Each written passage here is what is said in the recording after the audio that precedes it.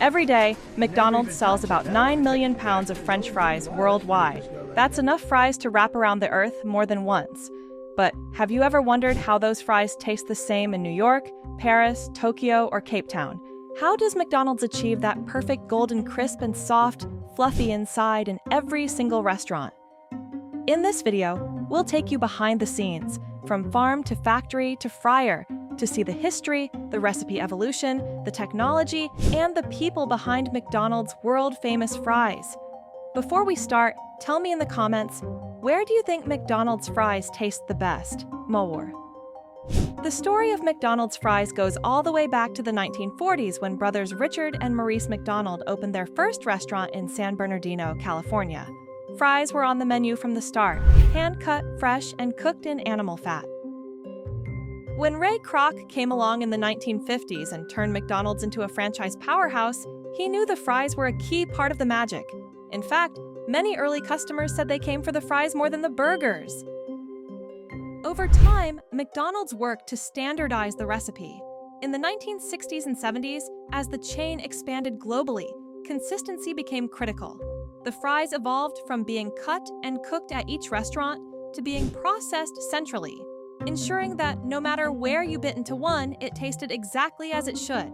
In the 1990s, McDonald's shifted away from beef tallow in their fry oil to vegetable oils to respond to health trends. But they spent years perfecting the new oil blend, so the flavor people loved stayed the same. McDonald's fries start with the right potato. The company uses specific varieties, Russet Burbank, Shepody, and Umatilla Russet, because of their long shape, high starch, and low moisture.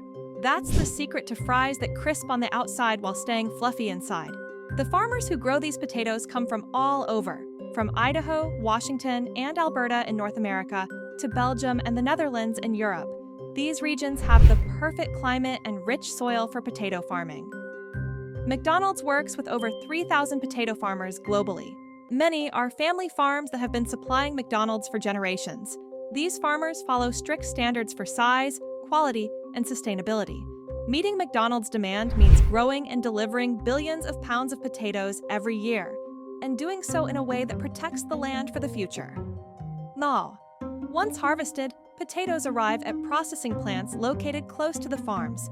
This keeps them fresh and minimizes transport time. First, they're washed in high-speed systems using vibrating belts and powerful water jets that clean off dirt and stones. The sheer scale is mind-boggling. Thousands of pounds can be cleaned in minutes. Next, they go to automated peelers.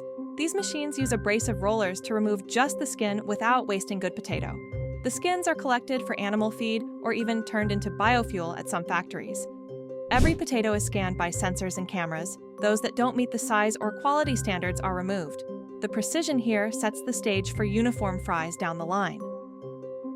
Now comes one of the most high-tech parts of the process. The potatoes are fired through water knives, grids that slice them at speeds up to 70 miles per hour.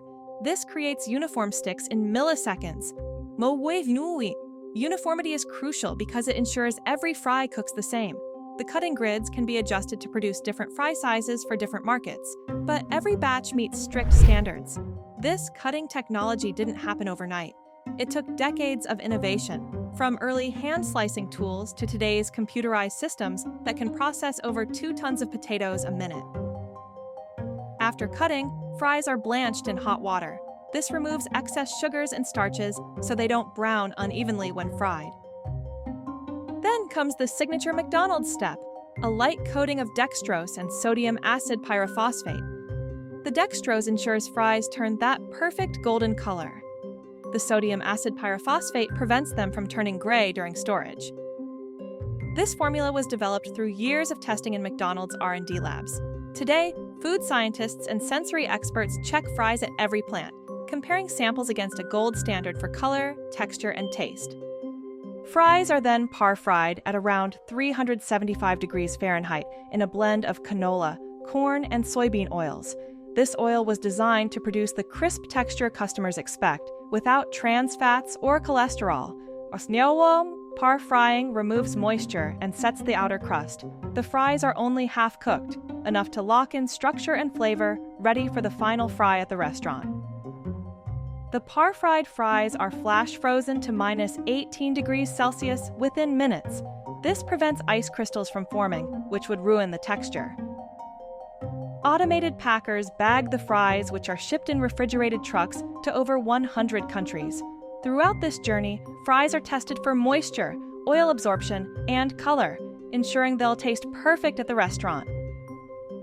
At your local McDonald's, frozen fries go through the final cook, a carefully timed fry that takes about 3 to 4 minutes at around 168 degrees Celsius. This is the moment where all the previous steps come together. The outer crisp forms perfectly, locking in that soft, fluffy interior. What makes this final fry so reliable? Timing and temperature are everything. McDonald's uses automated fryers that are preset to ensure the fries are cooked for exactly the right duration every time. The baskets lower into the oil at the touch of a button, and timers make sure there's no guesswork. This precision guarantees that the fries come out golden and crisp, batch after batch. But it's not just about time and temperature. It's also about the oil. McDonald's uses a carefully designed blend of vegetable oils, typically canola, corn, and soybean oils. This blend was created to give the fries that signature crispness without trans fats or cholesterol. Fun fact, the oil itself is regularly filtered throughout the day to remove food particles and keep it clean. Depending on the location, restaurants replace the oil entirely after a set number of fry cycles or hours of use, often every day or every other day, to ensure consistent fry quality and flavor. Salt is added at just the right moment, immediately after the fries come out of the fryer, so it sticks perfectly. The result? That familiar, satisfying crunch with every bite. It's baya theorons. Let's break down some fun facts about what ends up in your fry box. On average, a small fries contains about 30 to 35 fries, a medium fries contains about 50 to 55 fries, a large fries contains about 75 to 80 fries. Of course, the exact number can vary a little depending on fry length and packaging. Now, let's talk calories. A small fries comes in at about 230 calories. A medium has about 340 calories, and a large clocks in at around 510 calories. Most of those calories come from the fries' natural carbohydrates and the oil they're cooked in. So, are McDonald's fries bad for you? Like anything, they're fine in moderation. The fries are high in sodium and contain added fats. That's what gives them that iconic flavor and texture. They're meant to be a treat, and when enjoyed as part of a balanced diet, they can absolutely have a place. Next time you order, try counting how many fries you get. It's a fun way to appreciate just how much care goes into every batch. The secret of McDonald's fries? It's the potato, the cut, the recipe, the tech, and the farmers who deliver billions of pounds each year. What part of the process surprised you most?